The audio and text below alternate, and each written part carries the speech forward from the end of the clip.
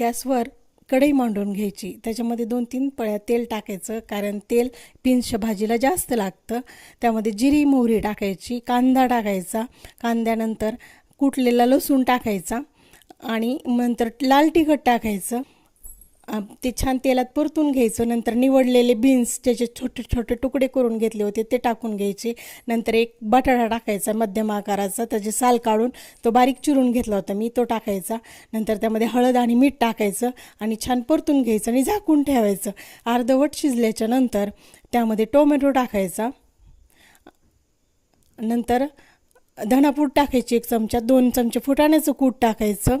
ह्या भाजीमध्ये पाणी टाकायचं नाही, ती वाफेवरच शिजवायची, म्हणून झाकून ठेवायचं.